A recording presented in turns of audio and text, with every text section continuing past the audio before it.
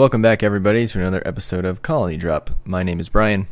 And my name is Isaac. This is your favorite Gundam podcast where we talk about everything Gundam related, from Gunpla, which are the Gundam models, to Gundam lore, anime series, manga, the upcoming movie, ideas, anything and everything that is Gundam. Isn't that right, Brian?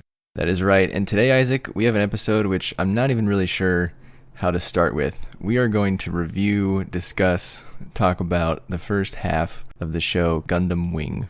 That's right. Mobile Suit Gundam Wing, or just Gundam Wing. I forgot what the technical full name of it is. But you know what?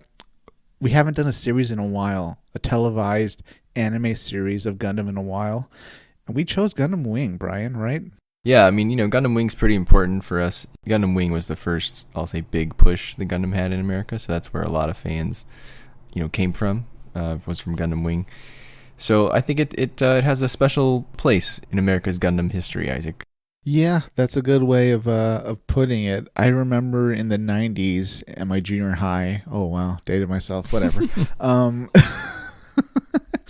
I remember it came on like Toonami, I think, or somewhere on Cartoon Network, and it was a big hit. Everybody was talking about it. Some people got like the models and stuff.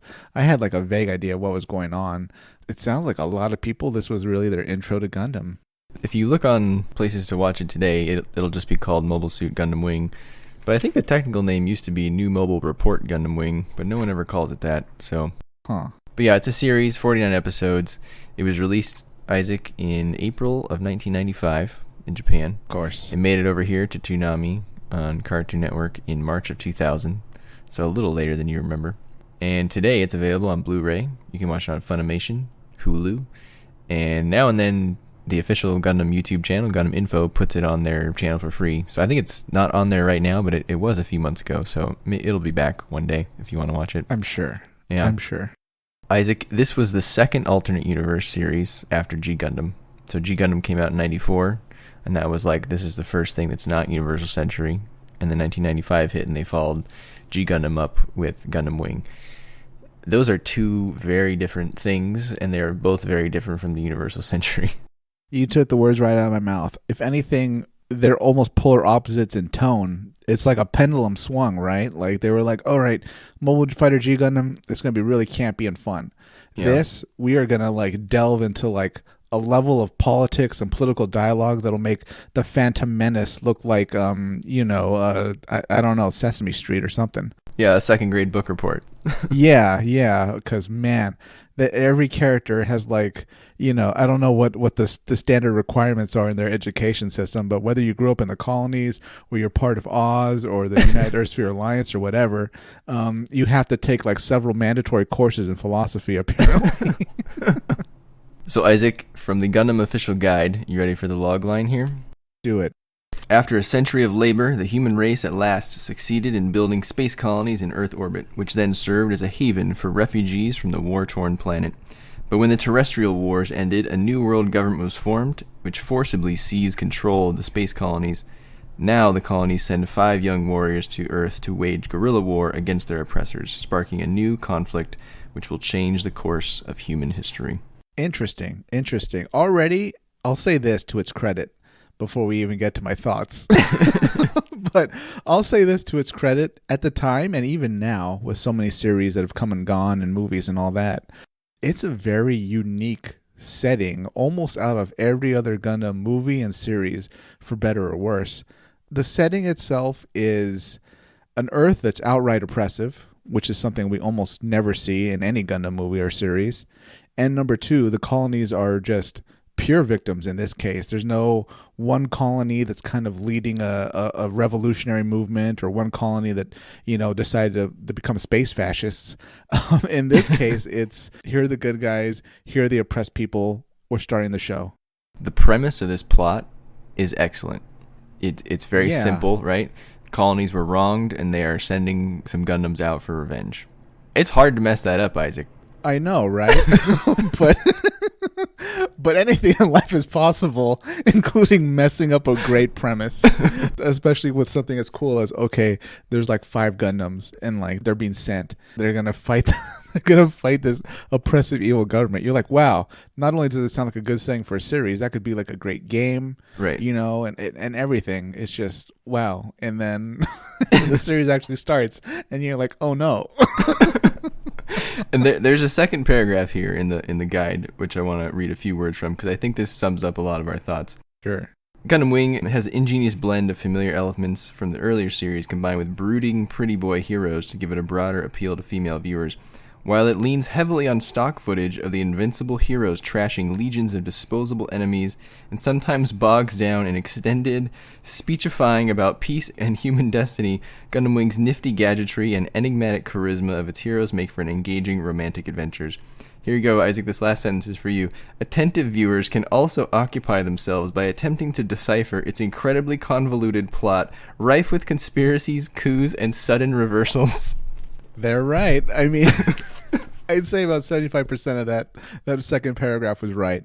The allure part, they lost me because I know we normally do our kind of review at the end or our thoughts and closing thoughts, but I have to say, just going into this here at the start of this episode, I did not enjoy this the first time I saw it, way back when, and I did not enjoy this now, having rewatched this first half today, or the final episodes of the first half today.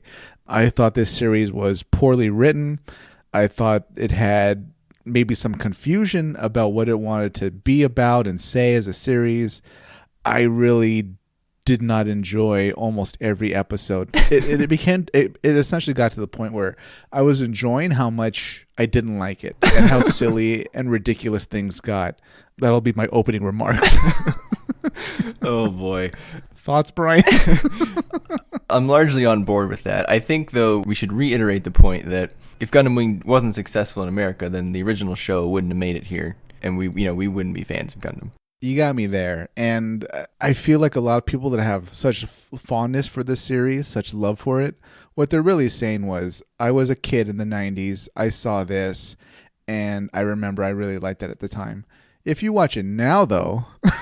I think you'll be able to see a lot of the flaws, and you'll kind of roll your eyes at some of the lines people make and the overall plotting and the pace of the story, the writing, because, yeah, I'm going to say this is not a good series. I didn't enjoy it. Going back to your point, Brian, or your historical note that this was kind of the entry point for a lot of people.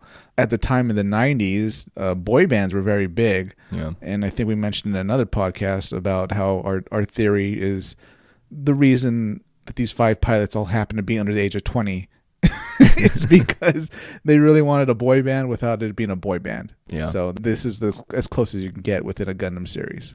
Yeah, I agree. I think nostalgia goggles are very powerful here for this series. So just fair warning, if you're a big Gundam Wing fan, this isn't going to be a good episode for you. It's probably going to be a bit of a bloodbath here. But that is not meant to diminish Gundam Wing's importance to the overall development of the Gundam fandom, because I do think it's very important. I just think if I bet, the people who really love it, I bet you loved it back then, and what you're seeing today is what you loved back then. But if you were to watch it for the first time, I wonder if you'd have that same opinion.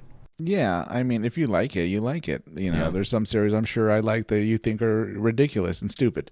But maybe there's people out there that they really like the fact that, hundreds of Leos would just get annihilated by one Gundam.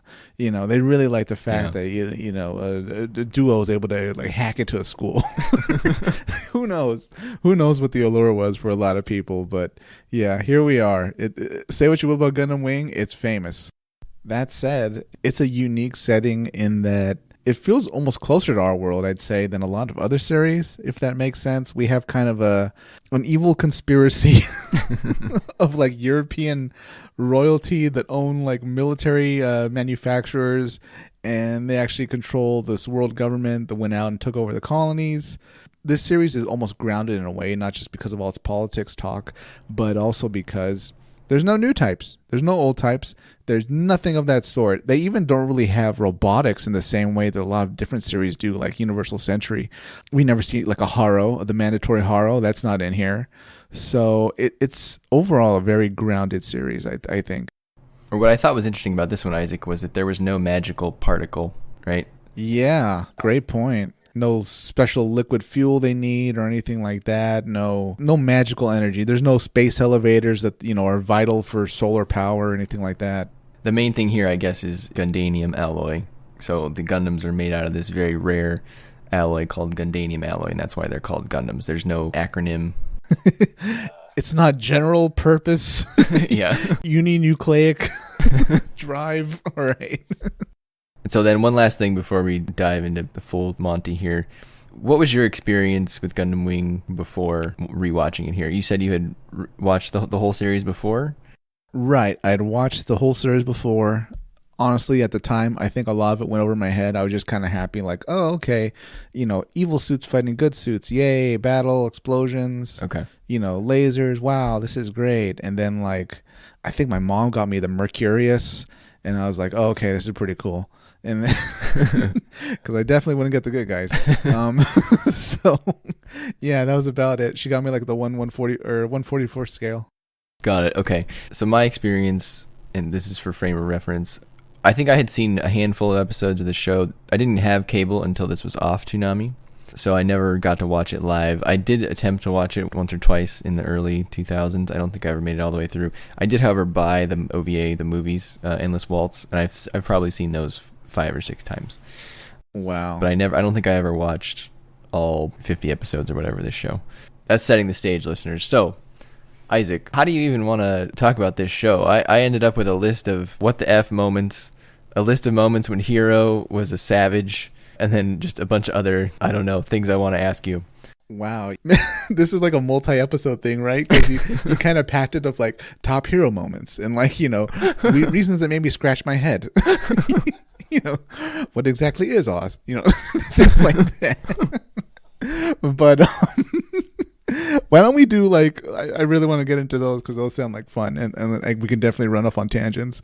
But off the top of your head, can we hold hands and run down the road and give like a quick timeline of episode 1 to episode 26 in general, what happens? Right. This is how I view it in my mind, Isaac. I'm going to say the first half has like 3 parts. Okay. The first third, the first 8 episodes or so, seem like a series of very loosely connected events that could have been condensed to 2 to 3 episodes, and that basically consists of us meeting all 5 Gundam pilots, them figuring out that they got sent to Earth to fight Oz, to take revenge for the assassination of the colony leader named Hiro Yui, who is confusingly has the same name as the main character of the show, 20 years ago.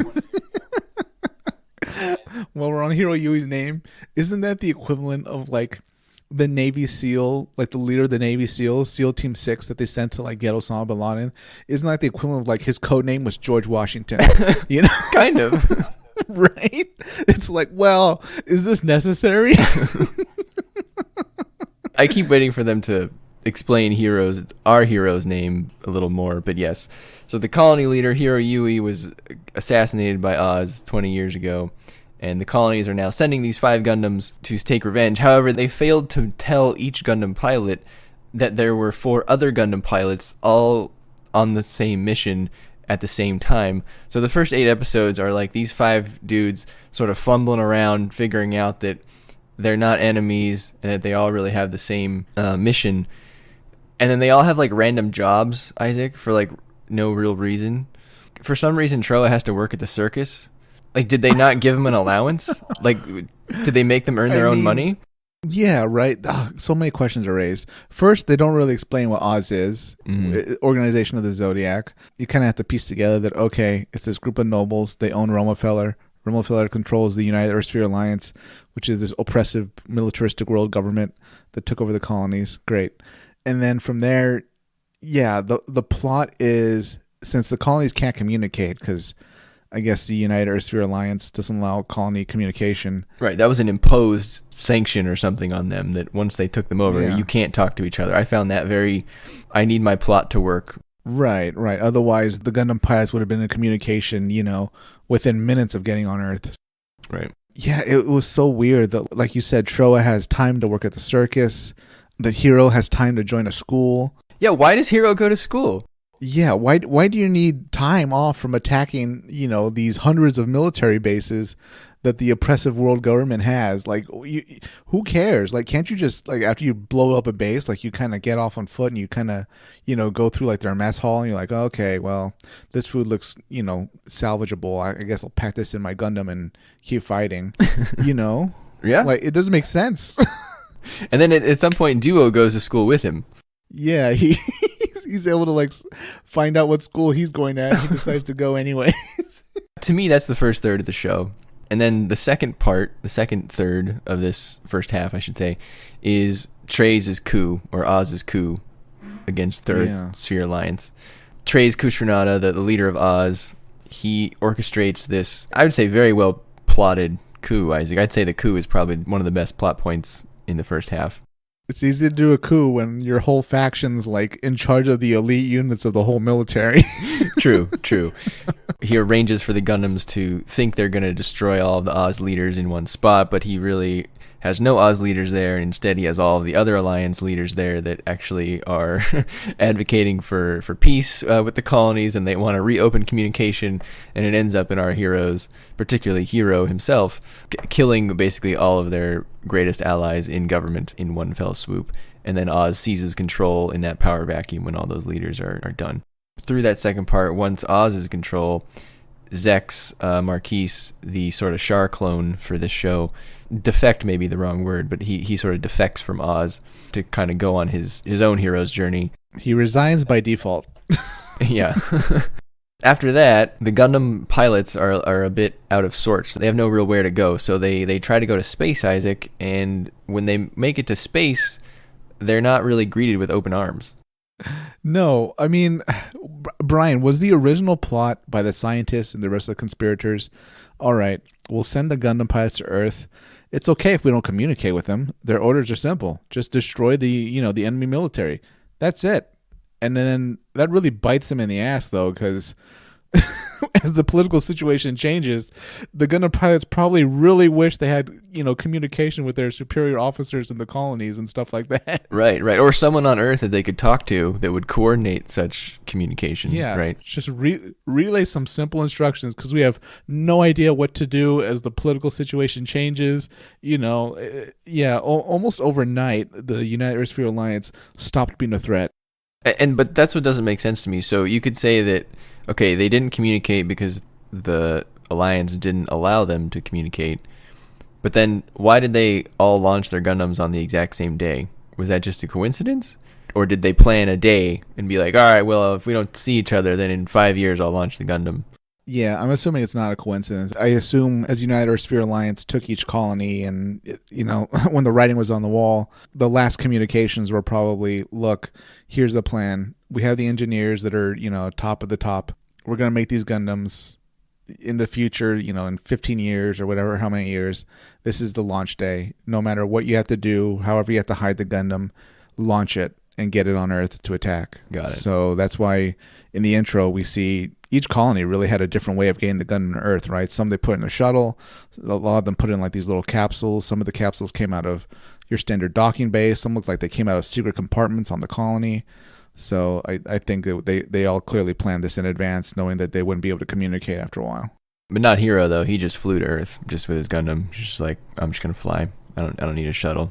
Which is a horrible idea, right? Because they immediately knew it was something. Everybody else had no trouble getting to Earth, but Hero gets shot down by Zex and all that. Right. So I guess I should say here, Isaac, that some of these questions that maybe we'll ask, maybe they were answered in some side story manga series. There have been quite a lot of Gundam Wing mangas. Tons. This series has spawned so many manga. It has, and I believe one of the chief reasons for those mangas was to clear up the plot. Or at least that's one of the best things that they did. I think it tells a lot of the backstory, and fills in a lot of the gaps. Yeah, from what I read about the production of the series, and this isn't really an attack, this is just something I read for all the Gundam Wing fans. The writer was also a producer-director, and oftentimes, according to coworkers, he was under a lot of pressure to meet deadlines, so a lot of plots that maybe were set up, weren't executed fully, or they didn't explain certain things the way they would have liked with the time that they had. And seeing it now, you really do feel that, there was clearly an effort to say a lot about pacifism and war and people's purpose and things like that. But it ultimately gets a little muddled with everybody trying to espouse different things. Clearly the writer or writers trying to speak through the characters, at the same time them trying to advance the story and all that. I think at different points it becomes really a big mess. Yeah, I think at some point it had too many characters. Yeah, and I have to say it's kind of rare as a series in that so few of them die. Right? Yeah. I mean, in almost every other Gundam series, as you go along, a lot of supporting characters will die, whether they're pilots or crew members or what. In this case, almost everybody's impervious to damage. That's true, yeah. Which is one of its failings because, people are almost never at risk. The Leo pilots and everybody else, they're being killed left and right. But main characters, good guys, they're almost never in any trouble, really. Yeah, the Leo plot armor is very thick, though, when the main characters pilot a Leo. Yeah, at that point, they can take a ton of damage. But other than that, they get kicked in the knee and they explode. Made out of paper mache, they just kind of disintegrate. Yeah, and we'll get to designs later, but man, these are some hideous villain designs. Please continue. And then I'd say after Treize's coup and Zex switches sides, but leaves Oz, then the pilots go to space and they're not greeted with open arms because Oz has extended their reach to the colonies and has basically, instead of trying to take over the colonies outright with military force, they basically offer them sort of support and say, well, if you let us govern you or control you, then we will protect you. And the colonies basically just agree, which then leaves the Gundams with no one really to fight for, right? They were on Earth to fight for the colonies, and now when they return to space, the colonies have now allied themselves with Oz for the most part. Yeah, pretty much. The last third of this first half is basically the pilots sort of regrouping, I'll say. And at the end of episode 26, there's a little bit of hope. Some of the Gundams have been destroyed, but now they've been rebuilt, and there's a new Gundam on the horizon. It seems like the boy band is about to get back together again at the end of episode 26. Yeah, say what you will about the United Earthsphere Alliance, but I mean, they clearly were very effective at getting rid of any type of hierarchy or organized resistance the colonies had. The colonies, even when they get communication back, it's not like, Hero and Duo start getting constant communication from the colony resistance. They're still on their own. They're almost kind of abandoned, really. To an extent, it seems like just the scientists were the ones kind of in on the whole plot to fight Earth. That's one of my questions for you. If the colonies just sort of capitulate that quickly to Oz, they didn't really seem to care about the Gundams too much. Was it really just the engineers' idea? It didn't really seem like the bureaucrats of the colonies cared too much. Yeah, I'm assuming they had no idea. And also at the same time, well, we got some more resistance characters coming in the second half. But yeah, I would have liked that explained a bit more because you'd think the colonies would be distrustful of any government from Earth trying to, peacefully or militarily trying to, force them to kind of unite with them. But no, they're very eager for Oz to open factories. Was their economy bad? They never really explained that. But apparently, yeah, they're like, sure, why don't you come aboard and all that, man. I mean, I think they tried to explain it with one line because there was that one older bureaucrat in the colonies that was very distrustful of Oz, and he seemed very disappointed that the younger bureaucrats were just capitulating to them. So maybe they were trying to pitch it as these younger people don't remember what Oz did, and that's why they're fine with it. And Quatre's dad. Exactly, and Quatre's dad didn't want to do it either. No, well, Quatre's dad, what confused me was there was a colony there where he was kind of de facto leader, right? Just because of how wealthy and influential he was. But he was peaceful. So when he doesn't get his way and it becomes clear the colony is going to, agree to unite with Oz and Earth, he disconnects a resource asteroid that was connected to the colony that he owns? Well, I think he was in charge of the resource satellite. I don't think he actually controlled the colony. But I was confused about that too. I could be totally wrong on that. It wasn't very clear. I agree. Yeah, I was like, okay, he owns the asteroid. He mines it with his corporation.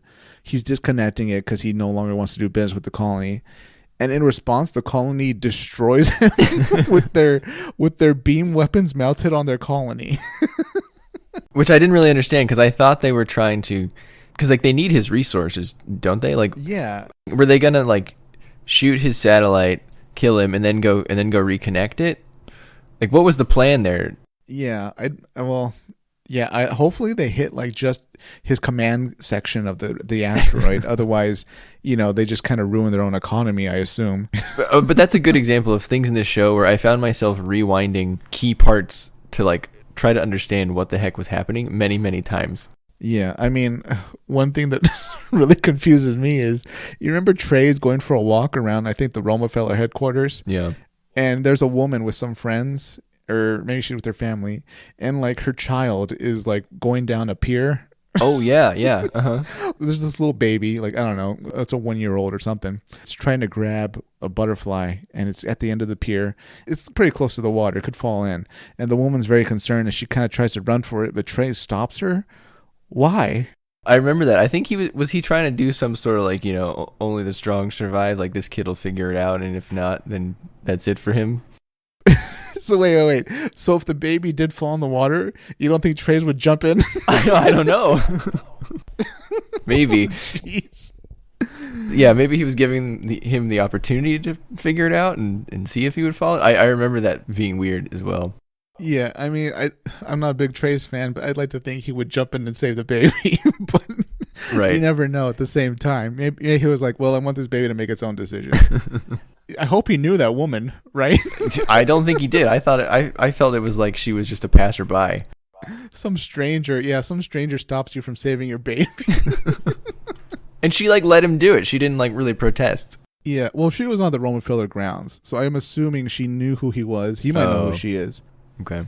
Maybe she was some high up guy's daughter or something hanging out. That's some toxic masculinity right there, Isaac. Absolutely, yeah. Treize, come on. Goodness. So I don't know, Isaac. My notes are in order. Brian, let's go down your notes. All right. Uniforms on your notes? Are we going to talk about uniforms?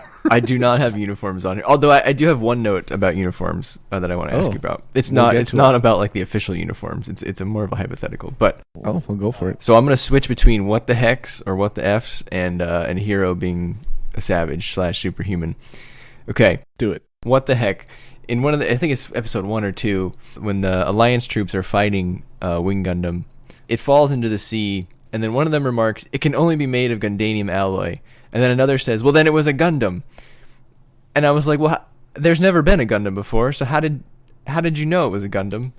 Because that doesn't have a name. It doesn't have a name yet. Maybe they were like briefed vaguely on what they knew about Operation Meteor. Because if you remember, Relena, she's flying next to her dad at the beginning of the series, right? Yeah. They're going from a colony to Earth. Mm-hmm. And he like really offhandedly mentions apparently secret intel from a secret meeting. Like, oh, this must be Operation Meteor or Operation M or something. And she's like, what? Yeah, that's true. So he was updated on it, and he's a diplomat. And even as a diplomat, from the way we saw officers from the Earth government, the United Earth Sphere Alliance interacting with him, he's not very favored by the establishment. So I'm guessing gung-ho soldiers probably had the same intel he did, if not better, about the possibility of there being these things called Gundams. They're made of Gundanium alloy, and they're a threat. All right. And the hero's a savage. He sits next to Relena at school, and she invites him to her birthday by giving him a note, I think. And he immediately tears it up and says, I will kill you. Yeah, like he tore it up in front of everybody, and then he like says that to her quiet enough that only she could hear it. Right. But I wasn't even really clear. I didn't remember why he even wanted to kill her. Well, remember she saw who he was? She took off his helmet when he woke up on the beach. Is that it, though? Pretty much, yeah. He remember he covered up his face, and then like he kind of came to, and then he started running, and then the ambulance showed up, and they tried to save him, and he like beat them up and stole the ambulance. I guess. She's the only one that could piece together. He washed up in a flight suit. He's the Gundam pilot. Yeah. So that's essentially why he wanted to kill her. All right, in the same vein, he fences with her classmate and breaks his fencing sword while stabbing the guy through his fencing mask. Yeah. That takes a lot of strength. Then apparently they have horsemanship at this fancy-ass school. So he's riding his horse, and he jumps really high. Like, if you ever watch, like, the X-Men movies, they're really obsessed with jumping really high. Like, I feel like the hero has jumping powers. Like, he can jump really high. Then he went in and hacked the school computer system and paid all of his bills. Yeah, I guess that answers why how they expect the pilots to survive. They send them to Earth. I guess they've got a good enough hacking skills or access to whatever software they need, or maybe they got some money in an account where you can just enroll in this private boarding school and at the same time hack away whatever you need financially. While he's doing that, he's also looking for missiles to blow up the Wing Gundam with. So it's quite the multitask right there. Does that imply he hacked government systems or something, right? I don't know. Yeah, it had to. It had to be, right? He looked at the inventory for a military base. Right, yeah. And then he breaks into the military base with no real effort and wires up the missiles. By the way, did you notice how many times they steal things in this show? I'd say at least every 2 to 3 episodes, they're stealing either a carrier for their Gundam, a truck, or they're breaking into some military base of somehow. There's no security in the after colony century. Yeah, and that kind of continues the problem with this show. There was never any threat by the guards or the base's defenses or anything like that. Did you notice that Relina drives in a pink car? I thought that was hilarious. Oh, her limo, right? From her squinty-eyed chauffeur butler. It's very Relina. I was very confused when she had her fancy-ass birthday party that was a gathering of nobles, and her dad's about to leave, and he drops all these papers. And she sees the pictures of the shooting stars, and she knows that her dad's story about the radio story about the meteorites disintegrating is a lie because she saw, Hero wash up on the beach. And then she wonders if he's a little prince. That was out of left field. I mean, come on. Relina's a young girl. She's thinking whatever thoughts young girls have. Okay, well, immediately after that, our little prince drives his stolen torpedoes from the military base on this truck that he stole, and then he runs his classmate off the road who was going to go to the birthday party. Oh, poor guy. Oh, God. Relina runs off from her birthday party to go find Hero at the military port, and she tells everyone, "I'll be back in a few minutes." Isaac, I don't think she came back in a few minutes. No, it was nighttime by then, wasn't it? Yes, and then when she finds Hero, she watches him load the torpedoes, and then she astutely observes, "Those are torpedoes, I can tell." She's a sharp girl, Brian. What can I say? Again, I don't really understand why Hero has to go to school. But if he does have to go to school, why doesn't he just kill her at school? He could have killed her anytime they were at school. They were at school for a long time, apparently, together. Yeah, right. Also, they were alone at the military base. I think the duel shows up, but at that point, well, duel wasn't there the whole time.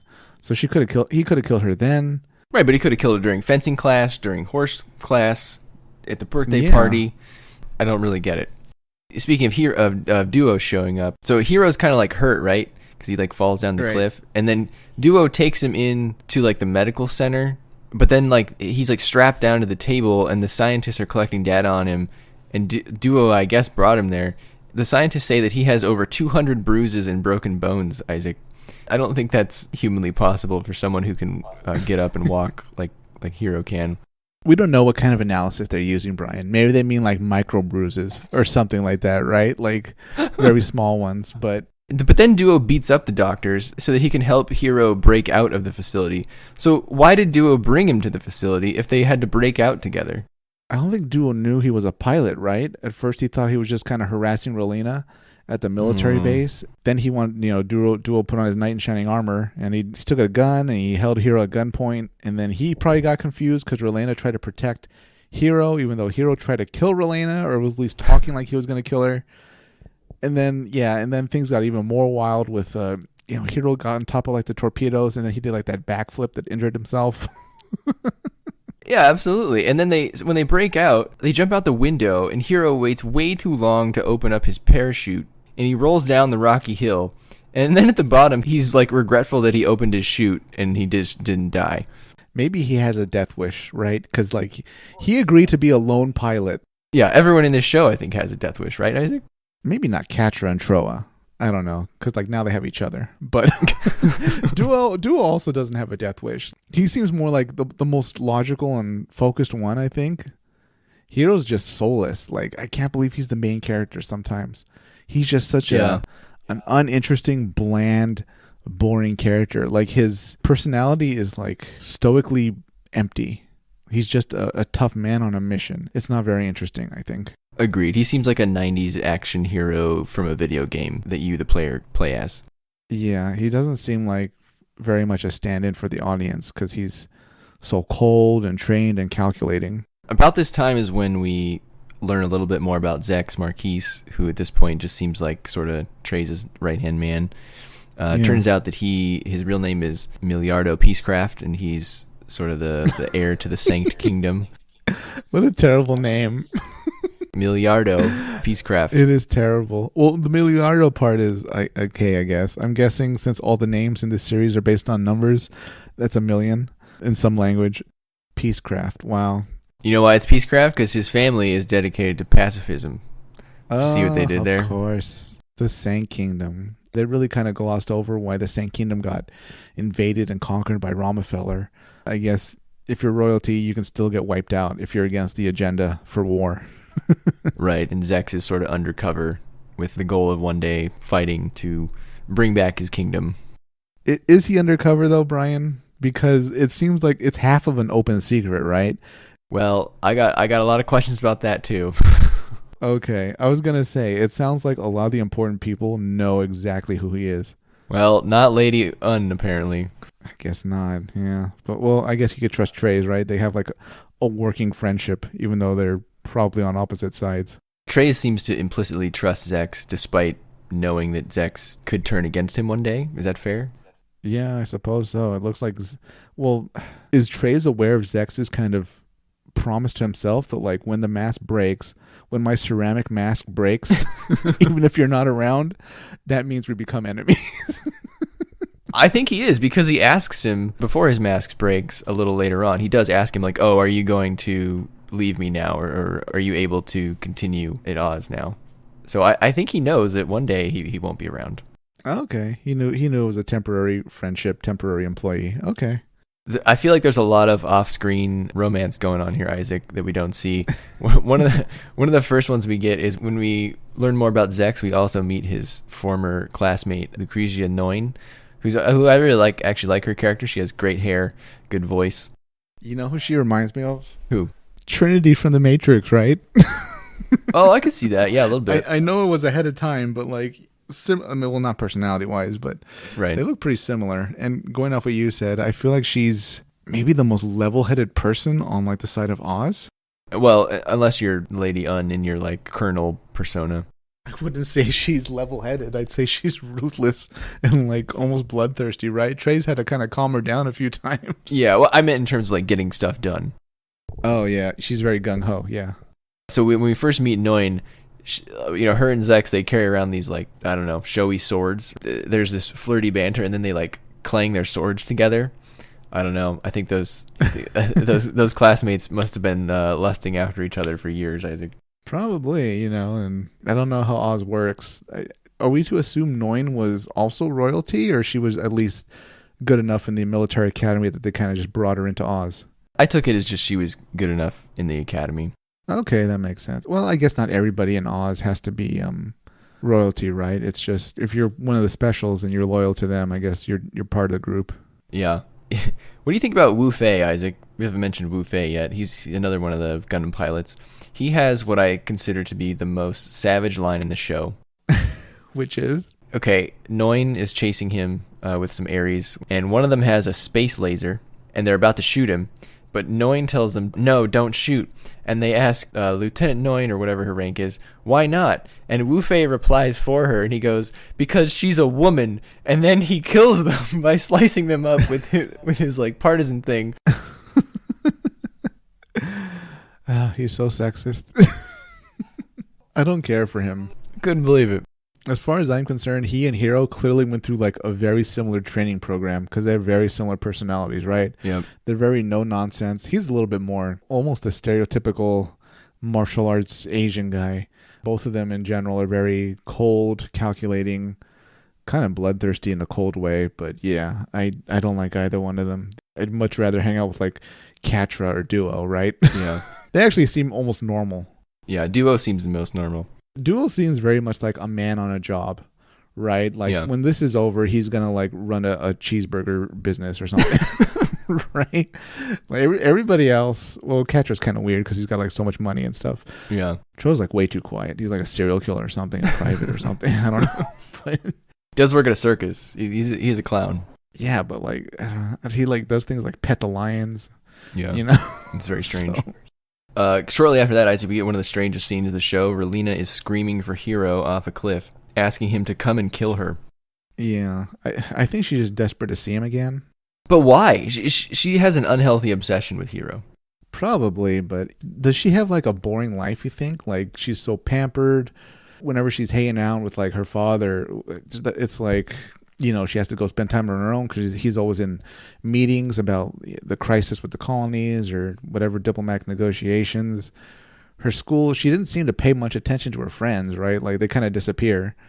Yeah, her friends definitely seem like the yes women, right? Yeah. She didn't seem too interested in any of the other men at her school or boys at her school besides Hiro. You know, even though there was that one friend that was willing to like almost murder Hiro during a fencing accident, Right? To just for insulting Relina in front of everybody. But yeah, that guy was a good friend, man. But anyways, she's clearly captivated by the bad boy, right? I guess That's the explanation, Brian. these characters in this show, Isaac, they've got a lot of problems. Pretty much, yeah. Like some of them sound like really stable though. Like say what you will about Treize, but like he seems like he's got everything under control in his life. Yeah. Well, speaking of Treize, we then get the scene of him in his roaring bath Oh, that was so weird. with Lady Un bringing him some rose fragrance. That was out of left field. Is it me or did he like install his bathtub at the Parthenon in Greece? Is that what we were looking at? Yeah, but it was also like in the middle of the room. I'm gonna say he like built something similar to the Parthenon and he likes to bathe outdoors or whatever. But yeah, it's very odd to have your villain taking a bath in Gundam series or any Gundam in any series really. And to be waited on by your like right-hand associate. That would be an HR issue today. Yeah. Well, Lady N doesn't care, but yeah. She's like so fanatically loyal. It doesn't make sense. Like, what's her backstory? It's probably in a manga. I don't know. Speaking of Lady Un, maybe I just heard things wrong, but I swear for the first like 5-6 episodes, they said her name is Lady Ein, and then they changed for the next few episodes to be Lady Un, and then by the end, it was Lady Un. Did I just imagine that, or was that intentional for her split personality disorder? No, I think you're right. I remember in the beginning, a few maybe junior officers kind of referred to her one way, and Treize got his own way of talking about her, Zex.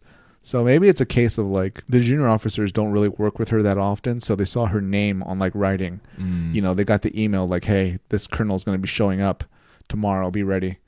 Yeah. So they refer to her in the way they think her name will be pronounced, but like Zex and Treize and everybody else, they've known her for forever, so they know how to actually properly say her name. Yeah. I couldn't tell if it was intentional or if it was just some of the dub was wrong. Honestly, Brian, it was the voice actors just reading it differently. It could be. So I would say the first romance is Zex and Noin. The second romance is Treize and Un. And then our third romance is Quatre and Trowa. When they first meet, they do a duet together, Isaac. One plays violin, the other one plays the flute. And there's just this very bright background with these like lights. And I gotta say, Isaac, back when this was airing on Toonami, and it was a big deal with all the shippers in the fandom who would, they would really pair off the boys and think, oh, these two are in love. I totally get it now between Quatre and Trowa. That much was clear to me looking back now. Brian, I was blind, but now I see. Let me just say, when I saw this originally, I probably even didn't even notice that scene, right? Because I was like, whatever, just get to the bad guys. But watching it now, I'm like, wow. I'm like, they really snuck that in. They did it tastefully. And even when like Tro's leaving, like Catra's like, I can't wait to see you again or whatever, or like, call me or something, or I hope we hang out again. Like, yeah, they're I think out of all the Gundam pilots, they're the only two that work together the best. Yeah, like, I think it was Trowa who tried to leave, and Quatre was like, "Oh, but I really wish he would stay." And like, I thought they were just gonna like drop Trowa right there, and like we were just gonna get it on. I feel like there's a lot of off-screen banging going on. Probably, and then then they put their clothes back on and play some music. But may I say, very tolerant of the Maganat Corps, Trowa's bodyguards. Oh, yeah. They're from, shall we say, a region of the world where that's strongly frowned upon, if not criminalized. So the fact that they were like, well, it's the boss's son, whatever. Yeah. We'll look the other way. It's okay for Master Quatre. I just feel like it's very interesting because, I remember there being a lot of pushback on that back in the day, saying, "Oh, you guys are being ridiculous." But if this was to come out today and that same scene would air today, I'd be like, "Oh, well, clearly at least Quatre's gay." I don't know about Trowa, but that's how I would have read that scene for sure. Trowa too, Brian. Come on. He's got that pretty little thing over at the circus. Nothing's going on there. She's constantly in front of him trying to get his attention and stuff, right? And like covering for him and stuff with the boss. Yeah. But that ringmaster's got to take her to the side and say, "Sweetie, there's something you got to know." It's like, sometimes things don't work out. And look, I don't blame Quatre. I mean, Trowa, he's got some hair. Yeah, like I think Trowa's hair would be very popular nowadays. Yeah, he was ahead of his time for sure. Quatre looks like his hair kind of goes, I guess, in any timeline. But man, he's forward thinking with fashion. Trowa, if we do like a best male hairdos episode, I'm gonna put Trowa on my list. Wow, I mean, yeah. Does Duo go up there too? Because he's got like a braid I've never seen men have in like my life. Yeah, it's like down past his butt. Yeah, something like that. And it's like, well, I don't know anything about braids, French braid or whatever. But yeah, and oh god, Wu Fei, he's got like... He has terrible hair. I might put him on the worst hair list. Somebody has to take him aside and say, "Son, if you keep your hair that tight, you're going to go bald way early. You need to let it loose or something." Heroes is cool too, but Trowa, I feel like he just takes the cake, so... Yeah, well, Hero has like dramatic hero hair. Yeah, right? that's true. I don't mean hero with one E. Yeah, like he's got like main character hero hair is what you're saying. Yeah, I also like how like the only clothes they sent him to Earth in is like a tank top and shorts. He wants to be comfortable on like who knows how long this mission was really supposed to take. It could have taken months or years, right? Nope, one pair of shorts and a very light tank top. If he needs more clothes, he'll steal it. Oh, and then so we do get to a point here, Isaac, where Colonel Un ends up killing Relina's dad. Oh god, yeah. They tried to like kill him really indirectly, remember, Isaac, with that like time bomb thing, but then Relina brought it back and then they like had to throw it in the window. Yeah, Lady Un went through she went through the trouble of getting a bomb that looks like a powder case, right? Like a makeup case. And she had to like order that, put the right explosives in it for the right room, figure out the timer so that she could like be out of the room. She set all that up to like also avoid any connection to herself being responsible for killing Minister Dorlin, Relina's dad. And what happens? Relina brings her the case thinking she forgot her makeup case. So she just like in plain view in public chucks it at the window knowing the bomb's going to detonate in seconds. If there's any cameras, there's going to have footage of like an Oz representative essentially committing an act of terrorism. Right, exactly. But Relina gets away, and like they try to go chase her or whatever, and this happens in the colonies. But then Relina makes it back to Earth, Isaac. But like she doesn't tell anyone what happened. Why doesn't she go tell anyone? She doesn't even tell her mom. Yeah, I don't know. Shock maybe, but then again, like they could have done away with that so quickly by like a quick, well maybe they did and I just wasn't paying attention. Just a quick, radio broadcast, or you see a quick snippet of news saying, oh, a colony terrorist killed Minister Dorlin today. Then you'd be like, oh, okay. I think they did blame it on someone or whatever, but like she still knows the truth. She could tell, I don't know. So I guess I'm disappointed with her inaction, I guess. I mean, her inaction, speaking of inaction, the Noventa family, oh my God. They're like the most forgiving people, aren't they? Mrs. Noventa and her granddaughter, they weren't mad at Hero at all, really. They were killing Field Marshal Noventa. Yeah. That was an interesting part of the series. What was the resolution to that? Did it ever really come back? I mean, no. They just kind of wrote, I think one of them wrote Hero a letter, right? And they gave it to Relina, and Relina, she tried to give it to Hero, and they pretty much just forgave him and told him, you're clearly being eaten up by this, but Noventa wanted peace, so we kind of forgive you, blah, blah, blah. Has she given it to him yet at this point? I think she already gave it to him, or at least told him the gist of it. Oh, okay. Another what the F moment, Isaac, is there was one diplomat to the colonies, and that was Relina's dad, and he's dead now. That should reflect what a low opinion the United Earthsphere Alliance had on the colonies. That for these possibly billions of people, they get like one representative, or maybe that's how they just did things. They're like, Mr. Dorland, you're going to be busy. You're going to be flying back and forth between these colonies and Earth all the time. You're not going to have any time for your daughter. And at the end of the day, you kind of have like a pointless job because we're just going to do whatever we want anyways with the colonies. They had no respect for him, Brian, because do you remember that meeting where like he kind of reports back about, this is when Operation Meteors already started. He reports to like a group of generals, and I think one of them like actually lifts him up and kind of shakes him by like the collar and like kicks him out, right? Because they think he's a colony spy, which makes no sense. Right. How is he a spy? Yeah, what was he gaining from doing that? I don't understand. Yeah, if he's a spy, I presume he's been working for the United Earthsphere Alliance for years, if not decades, then things should be worse. He should have revealed like the meeting location to the Gundam pilots, but that wasn't a problem because the meeting wasn't attacked. So, right. There was a part I thought was really funny where Catherine, the circus girl, she's getting really mad at Trowa and realizes that, Trowa kind of has a death wish. So she gets mad at him. She's like, why are you thinking this way or something like that? And then Trowa very seriously says, like, I told you, Catherine, this is my job. And he walks away in a very serious manner, but like he's wearing clown pants. And so like the tone is just completely off. They should have put in a line, I'm not clowning around. So at this point, I think Kiro has changed schools, right? So he goes to a different school now. He just hacked the system. He transferred himself. I think there's like a ball or something, and him and Relina are dancing. And she asks if he's still going to kill her, and he says, "Yeah." Again, this is the fourth romance. I think they're gonna like hate like off screen, just very angrily.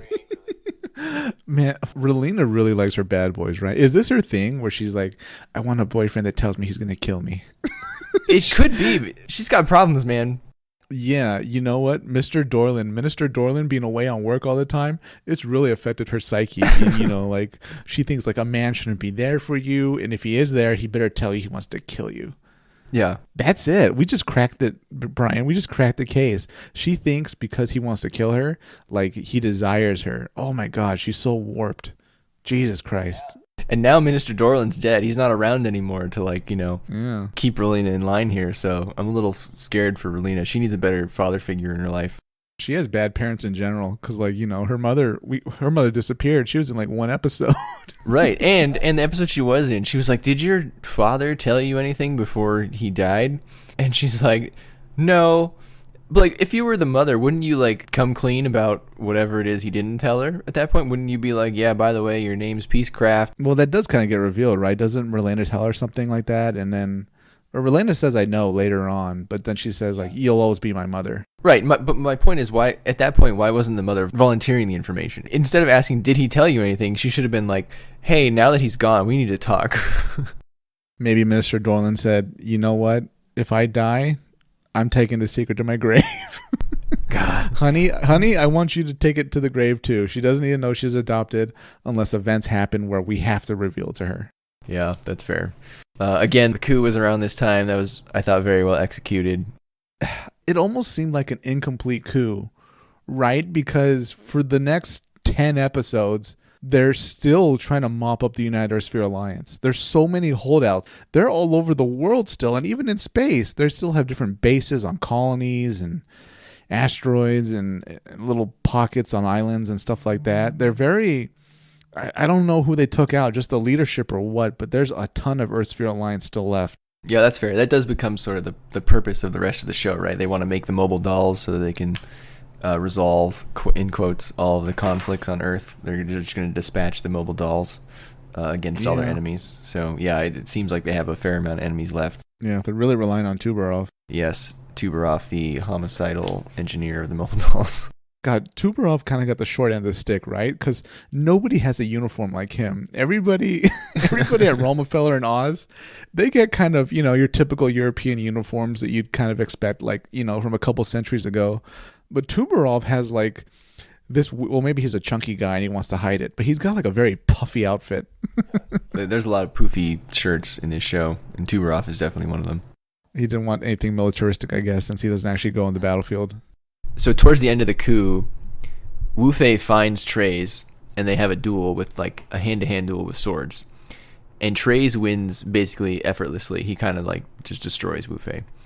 And then as soon as he like, takes out Wu Fei, he says, "Oh, that was a good fight." And I was like, "No, it wasn't. You like barely moved and you like, totally owned the poor kid." Brian, Treize is above all a gentleman. So I believe he was being polite to his defeated opponent.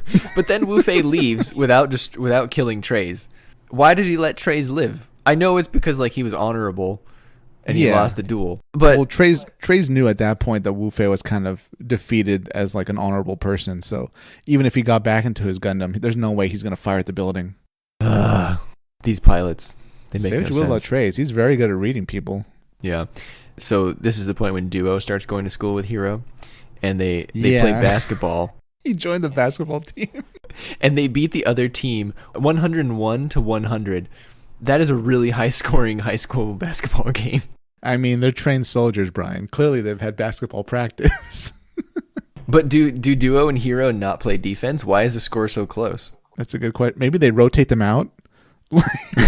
Maybe. Duo and Hero, like the coach knows, like, okay, I looked at their records, which were hacked. I can only use these guys on offense. So they get rotated, Brian. That's the only explanation. So here's the point where Zex gets the tall geese, and he goes back and frees the Sank Kingdom from the Alliance. One of the things that really bothers me about this show, Isaac, is there's a number of points in the show where the show has the situation in front of itself and the characters are sort of addressing the situation. They're either addressing the situation or deciding to go left or right. And there's always just this weird hand-wavy explanation that makes no sense, and then they just proceed to the next plot point as if that was a good enough explanation. So here's an example. So now that Zex has freed the Sank Kingdom, Treize then asks him, "Hey, are you going to take off your mask now that you've had your revenge on the Alliance?" And Zex says, "No, it's my personal distinction, and it still brings my hatred with me into the battlefield." That's a response to Treize's question, but it makes zero sense and doesn't resolve the situation, and then we just move on. Yeah, I guess Treize left it alone because he was like, well, whatever. My friend is clearly under a lot of stress and very emotional right now. Yeah, there's quite a few more of those later on. What did you think about this other character that popped up randomly, kind of out of nowhere? Sally Poe.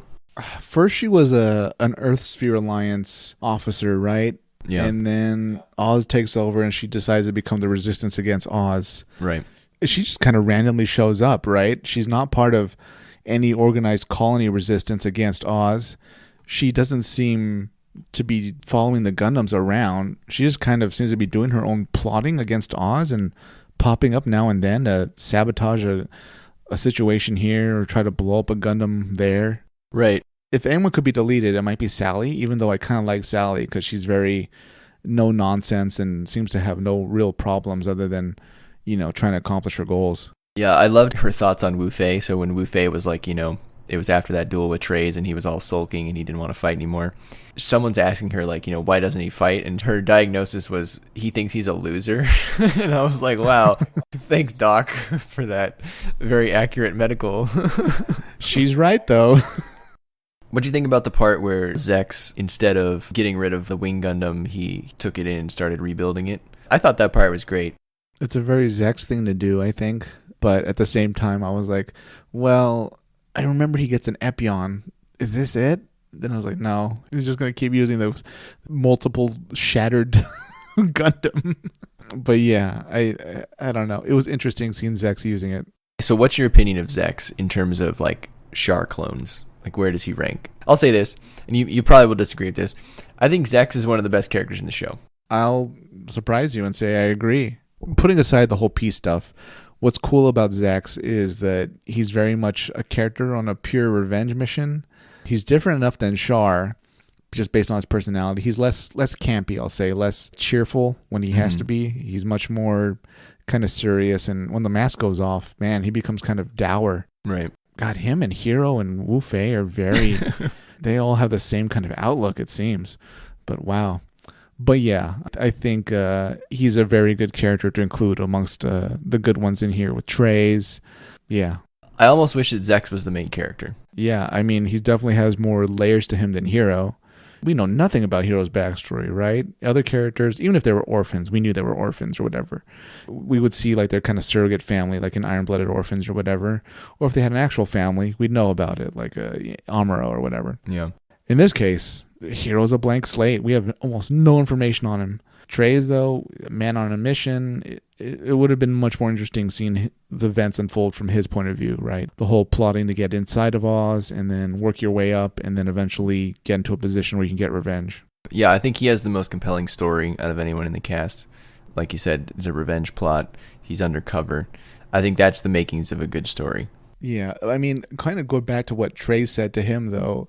Zex didn't get revenge, though. He took out the United Sphere Alliance that was controlling the Sand Kingdom, but really, the people behind it all were Romefeller and Oz. They're the reasons the Sand Kingdom got destroyed, not necessarily the United Sphere Alliance. Yeah, that's fair. Man, maybe that revenge is coming. Maybe that's why Treize didn't push the issue further. Yeah, since Treize is in Oz. Oh, then we learned, Isaac, that Hero's never shaken anyone's hand before. So he just kills them. No need for handshaking. Just killing. Yeah, I just stabbed him in the throat. Oh, then we have the very improbable battle in, was it Antarctica? Where Zex arranges a rematch with Hero. The lengths that he goes and the military resources that he wastes to set up this rematch for fun is just ridiculous. And he kills so many Oz soldiers in the process, but they still accept him back afterwards. Did that make sense to you? No, but Oz, not a lot of things in Oz make sense. If you're an aristocrat in Oz, it looks like you can get away with most anything, right? Yeah. Yeah, as far as they're concerned, these grunts are really nothing to worry about. Jermail and everybody running the show clearly don't care about viewing lives as being equal, right? They say that multiple times. They're now we can get rid of, outdated concepts like freedom and equality. things that aren't real. Very direct attacks on democracy. What did you think of Jermail as a villain that pretty much came out of nowhere and is almost a low-key villain? My thoughts on him are not much. He hasn't really displayed too much of his character other than he's willing to confine Treize at the end. He's a bland villain, isn't he, Brian? I think my note on him was that he was a regal jerk, whereas Tubarov is a homicidal jerk. That's a good way to put it, yeah. He's kind of a stuffy guy, very opinionated, kind of the worst parts of tradition. Seems very out of touch. I don't see a lot of Jermail fans out there. No. He's no Giranzabi. All the great villains we've had in Gundam series and movies and manga, I would count the number of Jermail fans on one hand. You know who's interesting? That guy that was Relena's friend at the ball she went to when she shot Lady Anne. Oh, yeah. Yeah, Marquis, whatever his name is, or Marquess, whatever. Remember after she got off the shot, all the Oz troops were like, hey, we have to go chase her. And he kind of stopped him. And then a bunch of other guests, I guess, were his friends or whatever. Well, they all know each other. They kind of helped block the way, too. And they were like, what she did was so brave. Right. I mean, I guess it was, but at the same time, she just fired a gun at the ball, There doesn't seem to be a lot of consequences for actions in this show. And no one's like, hey, you helped the girl who shot at the colonel. No one reprimands Zex for killing all the Oz people. I don't understand. What they have in common is they're both aristocrats. Fair. Maybe that's what I'm supposed to take away. Yeah, pretty much. I mean, there was no punishment for that guy. No matter how powerful Lady Un is, that guy's part of Romefeller and Oz. He's not going to get touched. We do start to learn more about the scientists, Isaac, about the 5 scientists, the 5 engineers, the Gundam engineers. At this point, they are getting arrested or gathered by Oz, and they all sort of meet up. And Dr. J, he was the one that we had kind of met previously. He said it's been, 15 years since we've all been together, and I'm impressed that everyone has finished their Gundams. I actually think the Zex plot and the Gundam engineer plot is more intriguing than the actual plot of the show. Yeah, and what takes it, the reason that is a lot of the times is because we're told these 5 Gundam pilots are on missions, but they have time for basketball matches and, attending classes and high school balls and all that. It's it seems like everybody else is actually busy doing actual things that have impact on the world. Yeah. Zechs with the revenge mission, the scientists that, God, can you imagine a series on like the actual plotting and procedure of the scheme to get the Gundams built, designed, and launched? Yeah, I think one of the mangas might have some more information about that. So maybe one day we'll get around to reading that if we can stomach any more Gundam Wing after this is over. I'm afraid, yeah. You're going to have to count me out on that one. I'll just play Isaac's part for that episode, listeners. I'll pretend to be Isaac, yeah. Just complain a lot. These uniforms are terrible. Yeah, aren't they? They're like, my headcanon is that it's a world where Europe really never lost a ton of its power. Yeah, it could be. The lore of this world is the aristocracy and the monarchies of the world. They really just kind of hung on to things, and as the space age started and colonization started, and yeah, that explains why they were like, you know what, we're going to keep our uniforms from 2 centuries ago. So it's very much theatrical in a way, but it's also kind of like, well, yeah, this is our people's uniforms and our culture. This is what we're going to keep, and we'll even force our puppet government to wear these uniforms, more or less. Yeah, that makes sense. I think Relena's male uniform was pretty cool. That white kind of coat thing she was wearing that, like, I assume it's mainly for men. Well, Noin wore it also, but it's a very masculine type of uniform, right? Relena had a lot of like clothing where it was like, okay, you are clearly a very rich girl. Right. Oh, the dress for her birthday, you mean? Or just, I don't know, everything she wore was very ornate or just dressy that a normal person wouldn't wear. Yeah, that's her class, I guess, right? They're very, that to dress a certain way, I suppose, when you're old money and all that, and you move around in the Oz Romefeller Circle. The Romefeller Circle. That's my new fashion line, the Romefeller Circle.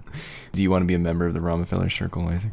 I'd love to be, although I think I'm going to disagree with like Treize and Dermail. I don't know. Me and Tubarov might just go off into the corner and I'll be like, you know what? We don't need to tell them we're making mobile dolls. It'll be our little secret. Yeah, I can guarantee Treize is going to try to stop us. So let's just build them in secret. And then once we have like enough to beat everybody, then we can let everybody know what's going on. Who's a better couple? Trowa and Quatre, or the couple from Iron-Blooded Orphans? The one in Iron-Blooded Orphans that they never really like got together. Yeah. Oh, I got it. Actually, yeah, it's got to be Quatre. It's got to be Trowa and Quatre then, right? Yeah, I don't feel like the one half of the relationship in Iron-Blooded Orphans was ever returned. I felt like it was a one-sided relationship, but I could be wrong. That's true. He never really told him. And he never told him, right? Like a co-pilot had to tell him, like in the episode when he dies, I think, right? They were like, by the way, so-and-so really cares about you or whatever. Right. Yeah, exactly. He's like, oh, wow, I never noticed. You idiot. He went out of his way to like prepare your Gundam. Then you went and got yourself killed. Yeah, you traumatized him for life. And then, Isaac, we get another one of those parts where they just kind of resolve it with a hand-wavy explanation. So this is where Treize allows Zechs to escape. He's going to get attacked by like these 70 Oz mobile suits. Zechs kills a lot of them, but then his mask breaks, right? And then he just randomly says, well, I can't be Treize's friend anymore. And then he flies away. But like, why did his mask break, Isaac? Yeah, it didn't look like they was taking a ton of damage. I remember his face was bleeding, but you think he hit it once? Like something happened in the cockpit. He was doing a bunch of movement. He hit it once, it got a crack, and then just over, the next 30 seconds, like a lot of things happen with like maybe a chipped or cracked plate or a cup or whatever, a mug. The crack will spread no matter what you do. And then, it'll just shatter completely. Yeah, but I guess if your mask is made of ceramic, like you said, but like wouldn't it be made of like plastic or I don't know, something more durable than? No, that's the point though. Zechs wanted his mask to eventually break. He wanted to kind of give up the charade and, go full revenge mission solo after a certain amount of time. So he made sure the mask was ceramic and something that would eventually break sooner or later. I mean, good thing he didn't like trip the first day that he put on the mask then. Yeah, it's like saying, I don't know, what would be the equivalent? Like, we'll be together as long as, this candle is, this candle stays lit, and it's a big candle at first, sure, but like you're lighting it every day or throughout the day. So eventually the candle gets to the bottom. You're like, well, relationship's over. I don't know what to tell you. The candle's done. It's like, well, you kind of imposed a situation where, yeah, what you wanted would happen no matter sooner or later. Yeah, it's very arbitrary. He might as well have made his mask out of like paper or something, right? A glass mask. Yeah, that's what I'm saying. You know, what if he like put it on his nightstand one night and like knocked it off in like a stupor? then he would have picked up his phone and like Treize would have like gotten a 2 a.m. phone call. Treize was like, "What, Zax? Is this you?" He's like, "Yeah, hi. I'm sorry to wake you up. I broke my mask. Like, we're done." And Trey's like, "Well, couldn't you tell me tomorrow morning? Like, what happened? Are you on a mission?" "No, I put it on my night table and I knocked it off." He's like, "Well, I guess we're enemies now." He's like, "Yeah, bye. I'll talk to you later." "All right, bye."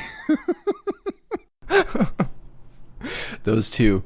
Do you see? Because I can't step back in time, and I don't really want to Google this, but do you see people shipping those two back in the day? Oh, Brian, everybody must have been shipped at some point, right? Yeah.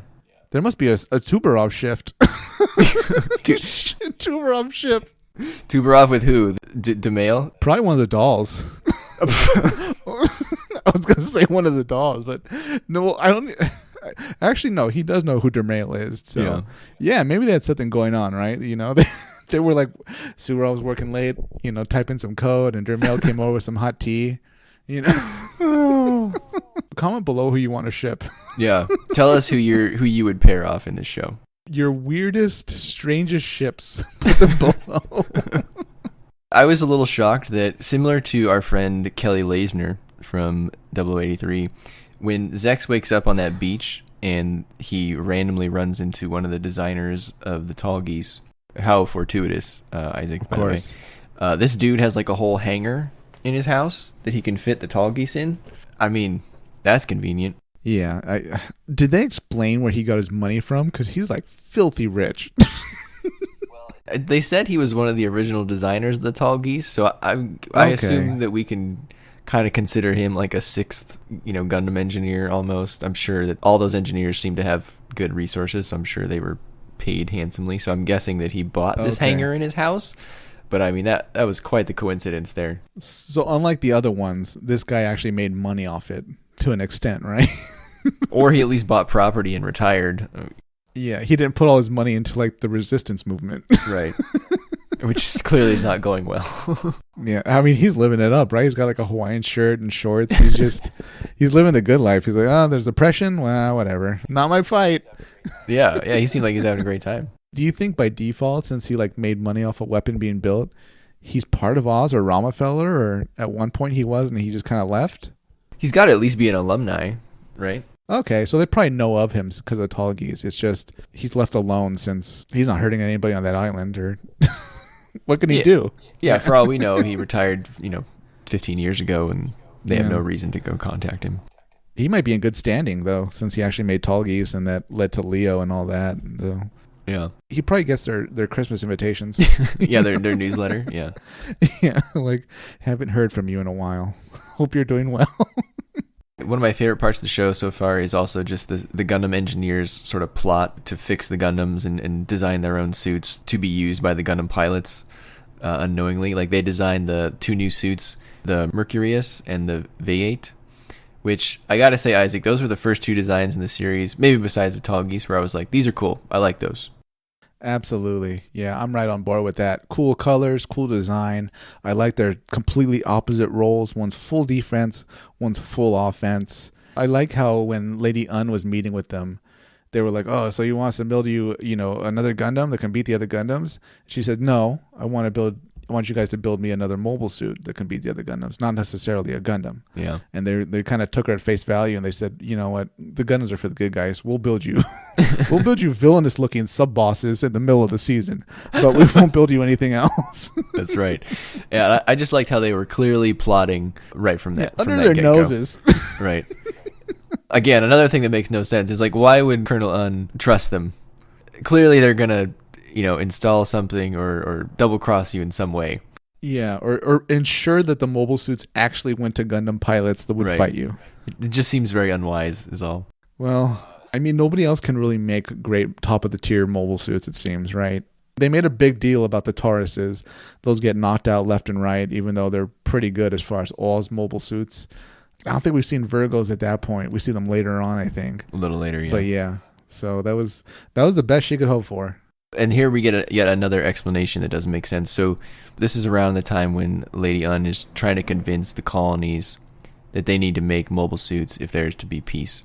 Lady Un convinces them that they need to do that by appealing to their admiration of a man's desire to fight. And then the scene just kind of ends, and the colonies just agree to it. And again, that's another one of those examples where I'm like, well, that doesn't answer their question, nor does it make sense, nor is it very convincing. We just like hand waved our way out of this big plot point, and we're just going with it. Brian, that gets added to the list of hundreds of lines in this half of the series that are just, they were clearly written because they sounded philosophically heavy. We hear Zax and Treize and the pilots and everybody else say so many weird lines, right, that are vaguely philosophical. You know, I guess a soldier's spirit can only be determined by his passion. Or the nonsense, right? That right? You can see Treize or Zax saying that, right? Yeah, it was almost like soldier philosophy Mad Libs. Absolutely, yeah, like a CAPTCHA, that was designed to make, you know, a militaristic quote. Yeah. That's what we get in this series, which I did not enjoy. So this is also around the time, Isaac, when we started seeing a lot more of Lady Un and not Colonel Un. And so I started to wonder to myself, like, is her Colonel suit like a reversible suit into like her civilian clothes? Or like does she keep lots of different changes of clothes? Or like, and how does she go? Does she change her clothes very quickly when she changes her personality? Like, does she feel the personality change coming on and then she goes and changes? Or like, how does this work? I would assume so. If you remember, there's a scene where she's kind of losing it, I think, talking to, is it Duel? Oh no, it's Trowa. She kind of starts losing it talking to Trowa. And a bunch of officers run in the room and they're like, she needs a rest. So it seems like maybe some of the officers that are kind of kept with her, they might be on the up and up. So I assume they have the whole wardrobe when she's ready to go into peaceful diplomat mode. Yeah. And then they can quickly, you know, they'll lay out the red uniform when she needs to go into bloodthirsty mode. I was thinking maybe it was a reversible suit. You know, like the blue is on the inside and the red's on the outside. She can just... Would that work? Are they different lengths? Oh, I don't know. One's a skirt. I mean, you know, she has a lot of resources. You can make a Gundam. You can make a reversible Lady Un outfit. There's a team of scientists that were like responsible for her clothes. Yeah, totally. The Lady Un is also a little bit of a fanboy. Did you notice when she's asking the engineers about the Vi-8 and the Mercurius? She's like, which one would win if they fought in a battle? I think they told her, well, the one that has the best pilot. Yeah, it's a very diplomatic answer. Other than that, they can stop each other. Yes, and then this part really bugged me. So Trowa, you know, like gets his way, he infiltrates his way into Oz and becomes trusted by Lady Un. And then she lets Trowa pick the pilot for the Mercurius, and he goes and chooses Hero. And then Trowa says, well, Oz should want a Gundam pilot to test the suit due to his skills. Again, this makes no sense. You would never let the Gundam pilot your new mobile suit that you just designed to defeat the Gundams, because it's never going to end well. Right. I think that officer there that was like against Trowa from minute one is Officer Nicole, right? Or something like that? Yes, and I didn't know his name for a long time, but they did name him Nicole in one of the later episodes, and I was calling him the MVP guy because he was the only one making logical observations. He was like, this is a stupid idea. And then later on, Zex gets there, and he goes face-to-face with Lady Un, except he's, you know, he has no more mask at this point, so he's just Miliardo Peacecraft. And does Lady Un not recognize him? And he's standing right in front of the tall geese.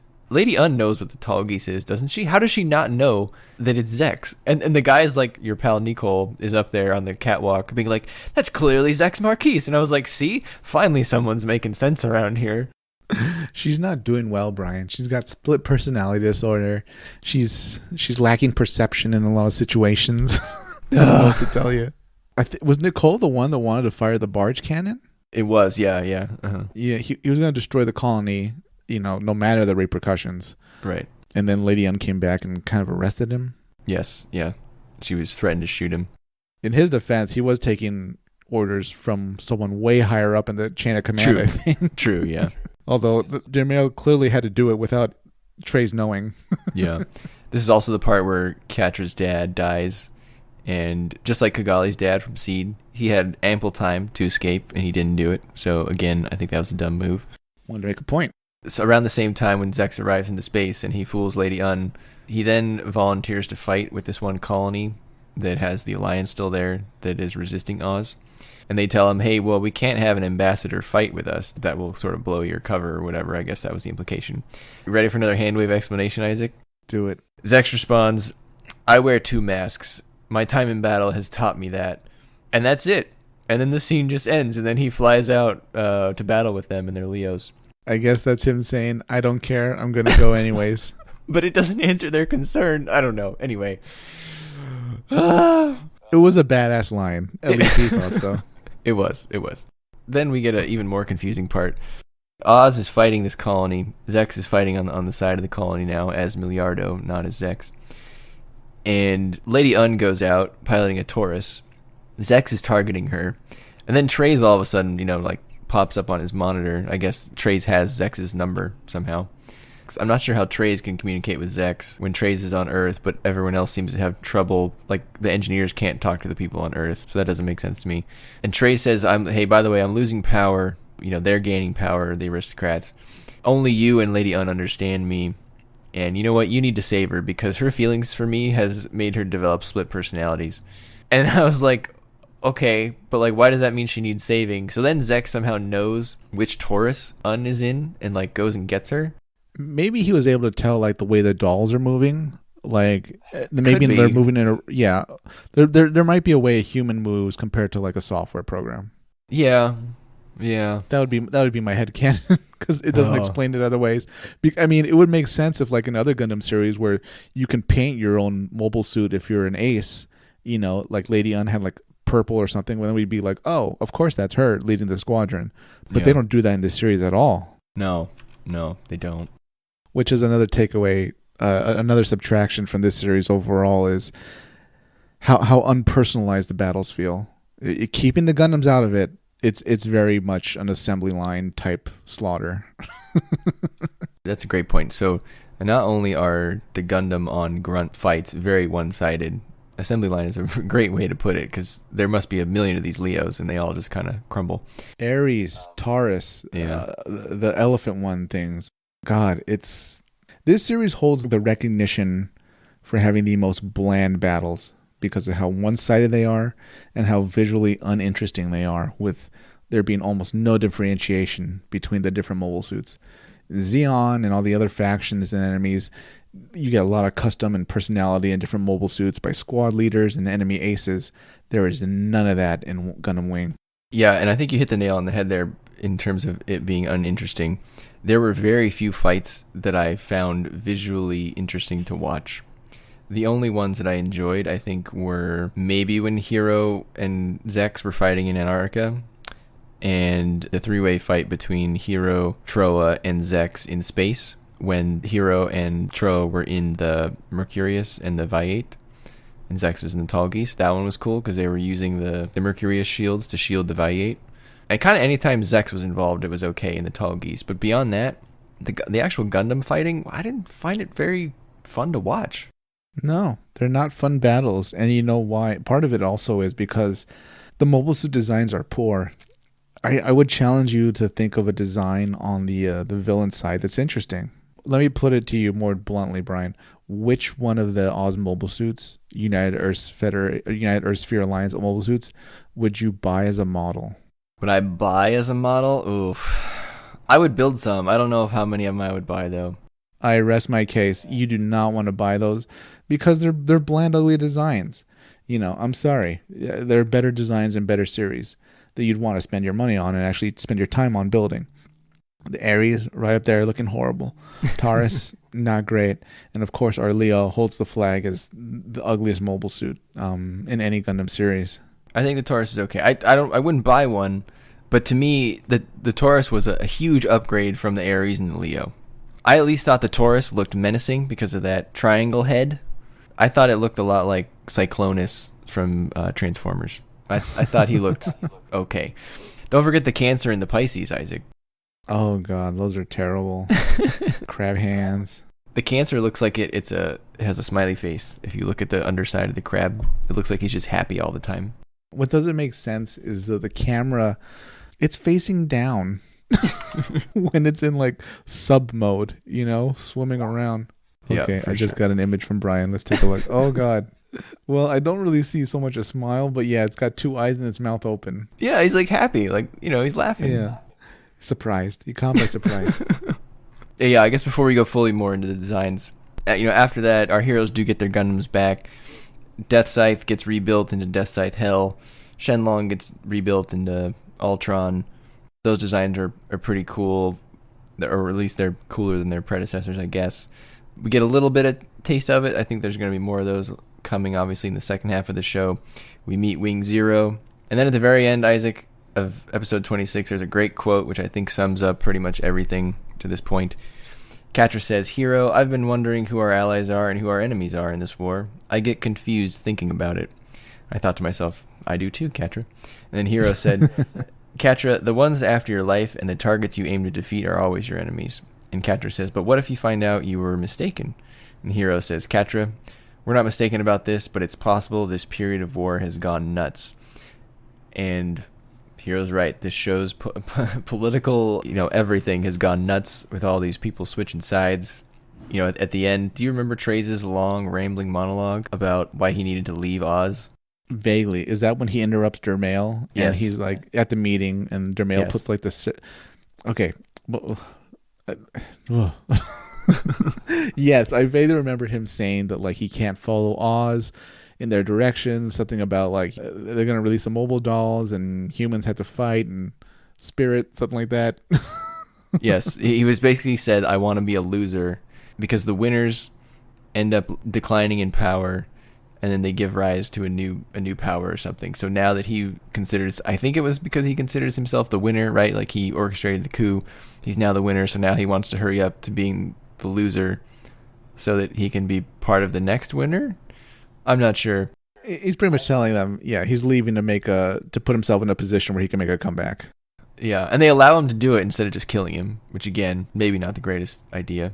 Is that the purpose of the gun? Like Dermail put that gun on the table to kind of say, well, you have to commit suicide. Oh, it could be. I thought they were just going to confine him. But why put that ceremonial gun on the table? Is that like... I don't know. Okay. This is a good point. I'm not sure. This is Romefeller stuff that we didn't really understand. Yeah. I also liked that at the very end, Hero had a vision of Relina when his mind was going crazy because he was piloting Wing Zero and the Zero system was, making him do funky things. Because when he had the vision of Relina, that's when I remembered that she used to be a character in this story about like 13 episodes ago. Yeah, before she... I don't know what the hell she's doing now. Fell off the face of the story. We haven't seen Relina in a long time, right? By the end? No. Last I saw her, she was... I don't even remember. Was she at the Sand Kingdom yet? Maybe. With Noin? Yeah, she attended something as a representative of the Sand Kingdom, didn't she? Yeah, she went to Romefeller, right? At the meeting, and then she got on stage and Noin had to jump up there and cut her off. Yeah, that's right. That's right, yeah.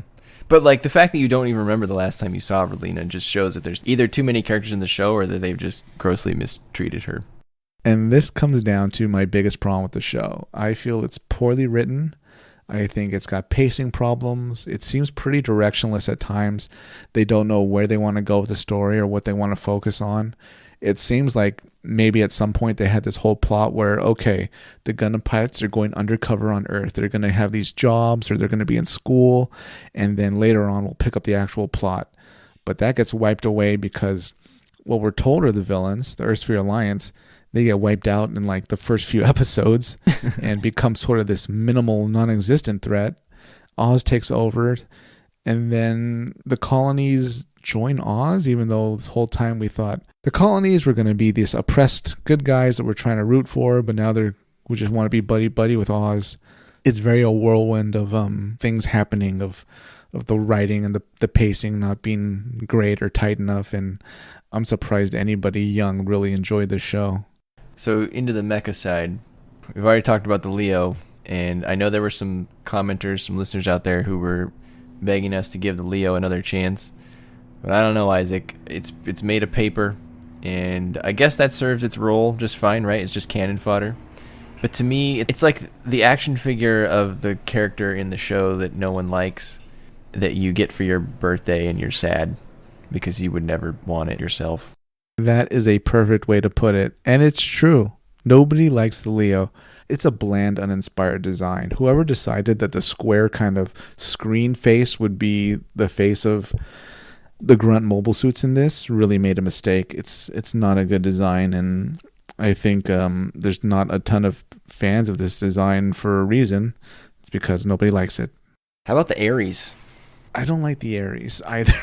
It's got those big, huge thighs, and then like the kind of fighter pilot helmet face for no reason. It's very bizarre.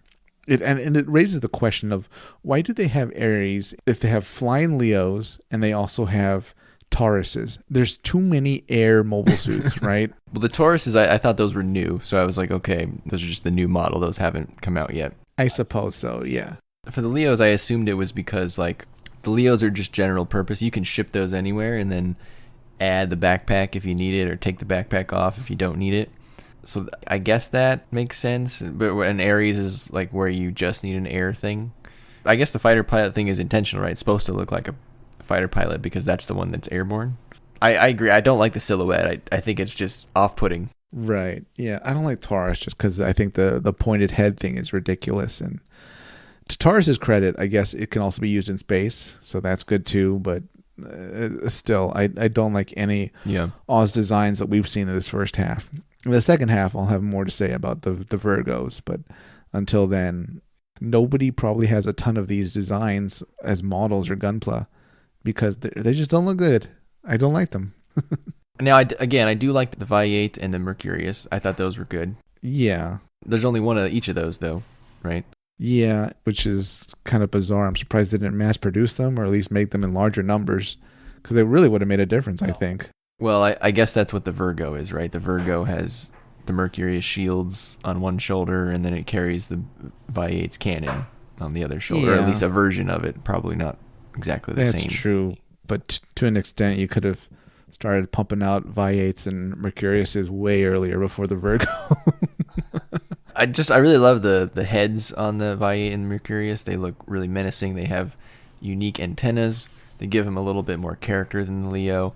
The Viate especially gives me a lot of Kempfer vibes from 0080, and the Mercurius gives me almost like not Suzabi vibes, but that one just seems ahead of its time. Both of those were designed by Hajime Kotoki, which I guess that's why we like him so much. And plus, the Mercurius has to have a special place in your heart, Isaac, since that was your first model kit. Yeah, it'll always be there.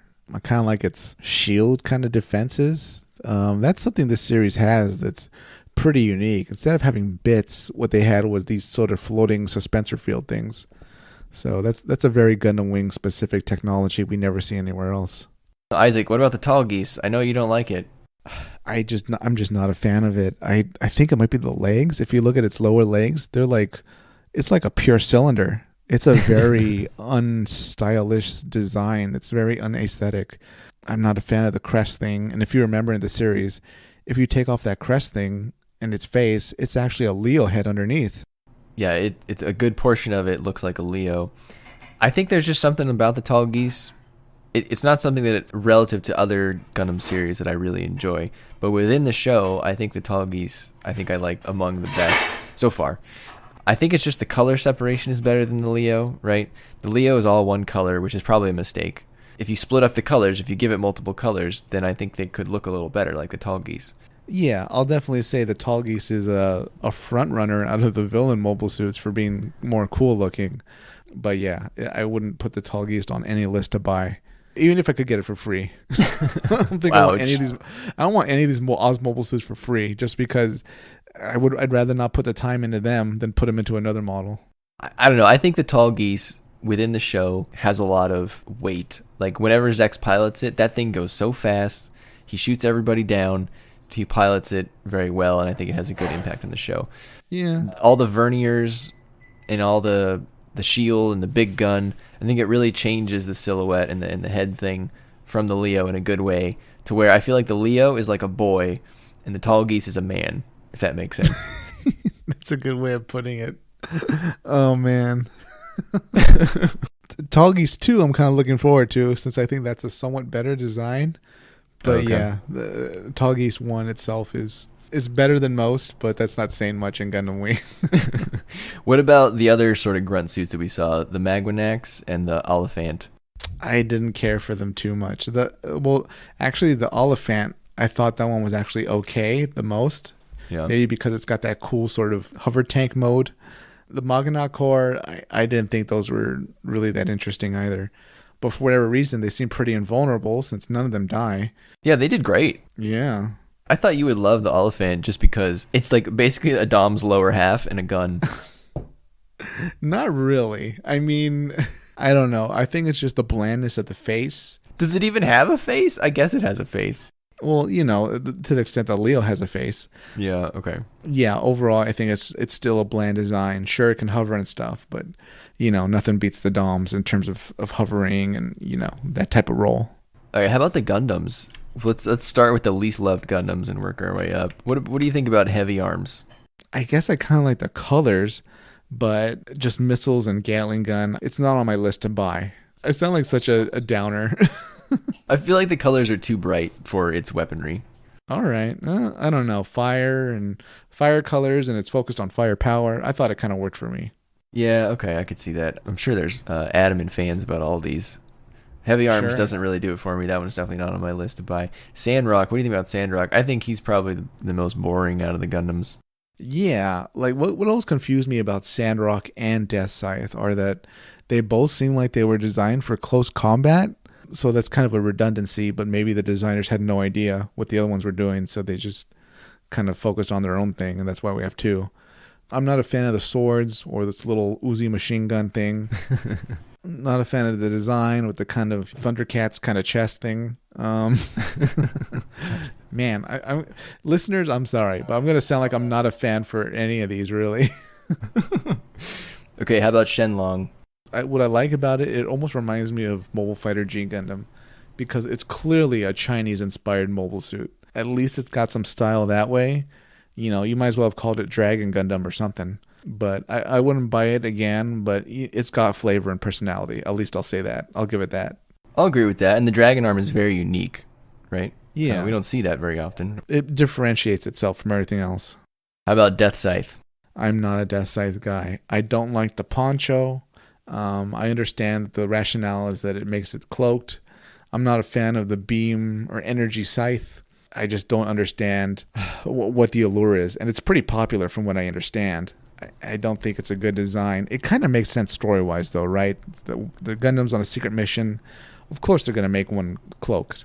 You know, maybe the designer thought, oh, well, he assumed everybody would be cloaked since we're on a secret mission. But, yeah, I figured maybe a ranged weapon would be cool, too, but whatever. It does really suffer from no ranged weapon. I mean, it gets its ass beat by the Tauruses. It can't really shoot back, so it definitely needs a gun. No. And what's interesting in this series is the Gundanium alloy isn't impervious as other Gundams are, really, because the Death Scythe gets destroyed outright by a beam hit from Trowa. Yeah, that's right. Yeah, but I do think you're in the minority on that one. I think people love them some Death Scythe. Well, they can keep loving it. If you love it, go for it. For me, it's not for me. How about Wing Gundam, Unit 1? It's a very hero-looking Gundam. It's clearly the main hero Gundam. Yeah. That said, though, I feel like it's kind of centered Emerald Chest Jewel. We reach Megazord levels in the design. And I'm not that big of a fan of it. I kind of like a more militaristic-looking design rather than something that's, kind of stylish for its own purpose. I think it's the Buster Rifle thing is too powerful. Yeah. It's like city destroying at a certain extent. It seemed very much almost a super weapon Gundam that they built, right? Yeah, that one, I think what's most off-putting to me is like the little yellow things around the chest piece. It just, I don't know. It makes me not like it. Megazord, right? Yeah, something. And just all these Gundams have very big shoulder pads. I guess it was the 90s and like shoulder pads were big. Or maybe that was the 80s. I don't know. But yeah, I do think the Buster Rifle is probably a little too big. Yeah, I don't know. Wing's not my favorite. And then we did see Wing Zero there at the end quite a bit. I think Wing Zero looks a lot better than Wing, even though they don't look that much different. Again, they got rid of the yellow vents that I don't like. Do you like Wing Zero any more or less than you like Wing? No, as far as I'm concerned, the designs they're too close to really make a difference. Got it. Okay. Which makes sense story-wise, but still, as I said before going into the series, I'm not a fan of it. Yeah, my opinion has not changed. If anything, I've doubled down watching it now as as an adult again and realizing how much I didn't enjoy. It's just been magnified. Yeah. All right, Isaac, how many Haros would you give the first half of Gundam Wing? Oh boy. Listeners, to get through this series and save myself time and pain, I had to watch this at 1.5 and also 2 times speed. Oh my god. So that should tell you what I actually think about Gundam Wing. I feel like there's so many good and interesting ideas in it, though. And I wish they actually executed it well, because it sounds like a series where they really wanted to dive deep into philosophy and politics and war, pacifism, the role of, automation and robotics in warfare and human roles in warfare and all that. But unfortunately, they really didn't stick the landing. Like, it's almost a catastrophe, I feel like. So for that reason, I'm going to give it 1.5 out of 5. Ooh, ouch. All right, I'm not going to be too different here. I think the plot is overly contrived and too bloated. And that makes the execution on what should be a very simple premise and intriguing premise, bad, basically. There's way too many bad decisions or unusual decisions with hand-wavy explanations by the characters. Every character in here somehow has a suicidal death wish. Like, I think almost every pilot tries to self-destruct or does self-destruct. It's very strange. I mean, there are some positives here. I think there's a lot of different mobile suits, which is good. There's a lot of, the volume of mobile suits is good, even if I don't really like most of them. I think the coup was really cool. I think Zex's story is great. The engineers are great. I just tend to not really like the main characters too much. So yeah, and overall, I think it was a chore to watch, Isaac. Took the words out of my mouth. We've not had a series where we both felt that way yet. It was a little, unexpected that we both felt so laborious. Exactly, laborious to get through this. So, for better or for worse, that's how we felt about it. I'm hopeful for the second half. Maybe it'll get a little better, so we'll see. We'll see if Isaac makes it. Maybe he'll have to watch it in 3 times speed. If only my streamer went up that high. Unless there's some big improvement in the second half, this isn't one I'd probably revisit again in the future. So I'm going to give the first half a 4 out of 10, because I'll be honest, listeners, I fell asleep probably every time I tried to watch the show. Wow. It took me about 3 weeks to watch 26 episodes, which is way too long. So wow. Brian, having given your score now, and I myself given my score, let me ask you something else that's almost sort of its own rating. Would you recommend this to anybody that's interested in Gundam but hasn't seen a series yet? No, I wouldn't. Good. I think this is great for people who have watched a lot of Gundam, or people who watched it back in the day and want to revisit their Gundam glory days. I think it's fine for you, because you know exactly what you're going to watch. And you'll give a lot of things a pass. I promise. You the things that bother us probably don't bother you, and that's totally fine. Dare I say this would put people off if they entered in it blind? I think it would, yeah. There might be some people that would enjoy this type of show, right, where just the characters say lots of weird things and they're just pretty looking. The show's a little old, though, now. I don't know that it holds... That prettiness may have faded a bit relative to new series. Yeah. But it definitely, I don't think, would give you a good sense of most of the other Gundam shows. I mean, this one just feels very different. I don't remember it feeling that different when I watched Endless Waltz over and over back in the day, and for the limited episodes I did see. But, yeah, again... chore to get through, unfortunately. We're always pretty honest here, Isaac. We're not going to lie to you listeners. This one's a chore to get through. So 4 out of 10, I'm sticking to it. Listeners, and I think Brian also would be very curious, though, if you're a big fan of Gundam Wing, and that's fine, we're not going to jump on you in the comments or anything like that. Please comment below. Tell us what you like about Gundam Wing, what you enjoyed about it. If you've watched it recently, how you felt seeing it after all these years. If you haven't seen it since, back when you were younger, what you remember about it, what you remember really liking about it. I'd be really curious to know people's nostalgic feelings for it, anyone that's reviewed it, what they've thought about it. Do you agree with us? Do you agree with at least some of our points, or do you think we're completely off the mark, and it's actually a great series. We're just viewing it differently, or we're just not understanding it as well as you are, maybe.